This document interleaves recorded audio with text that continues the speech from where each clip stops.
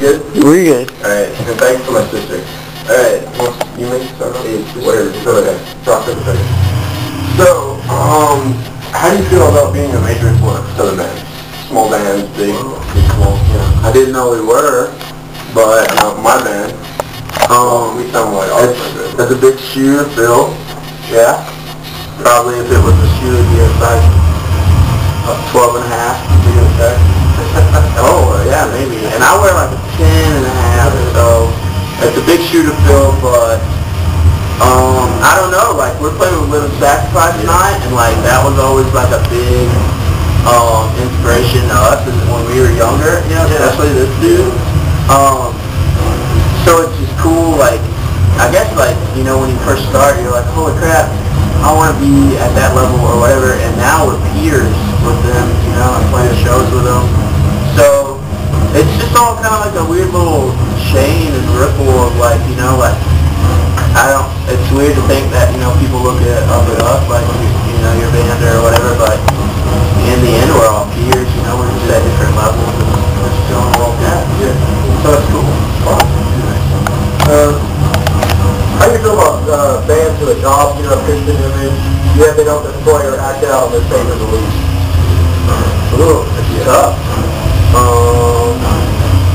It's weird taking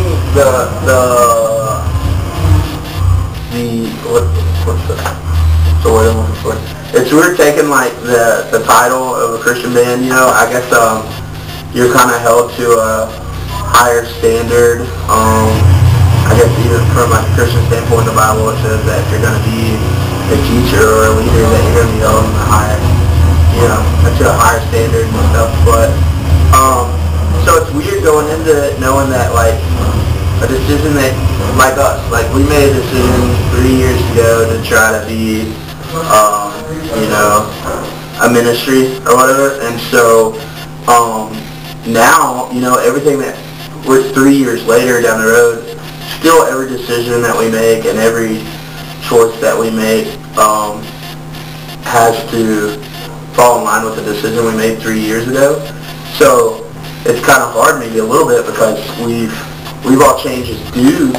We're still Christians, we're still a Christian band and ministry, but maybe we've all grown in different ways, and so we still have an image to portray the same we did 3 years ago. So I don't know if that answers your question, but I guess what I'm saying is I used to get really, really offended when I'd see a Christian band kind of slack off, you know, after 30 years or sell out or whatever. And it's still not cool, but maybe I'm starting to understand it a little bit to the fact that, you know, like, it's hard to uphold such a standard, you know, in front of people. But, I mean, especially when you're easily attacked for it, too. Yeah, like people are really eager to, like, jump on you and really criticize you instead of, like, encourage you. Right. And that's really where the problem was, it seems like. Like, you know, we screwed up as dudes, and, like, even within the band, it's, like, real easy to be like, man, you did that wrong, you know, you're an idiot. Like, instead of being like, dude, you know, let's kind of pray for you, you know, like, encourage each other instead of, like, jump everybody. So, just as much, it seems like that is just as much a problem as leaders in bands, like, slacking off on, like, portraying their faith or, like, upholding a standard. It seems like, you know, it's like the problem goes both ways. Well, do you get any, like, tension from other bands that are Christian bands? That aren't? Yeah. We get along better with non-Christian bands, seems like. Really? A lot of times, man, like, because of that, because of what I'm saying, like, you know, whether that means, like, a lower level of accountability, you know, I don't know, I'm not sure, but, like, there's no real judgment on their end, because they're not trying to, like, hold you to some kind of standard, you know? Yeah. And it seems like these days there's a competition to see who can be most Christian. So, like, that sucks. Like, it becomes something other than what it's intended, so that really sucks a lot of times. So, like, we're not in that race at all. We're just trying to be honest dudes. And I love the Lord. Try to.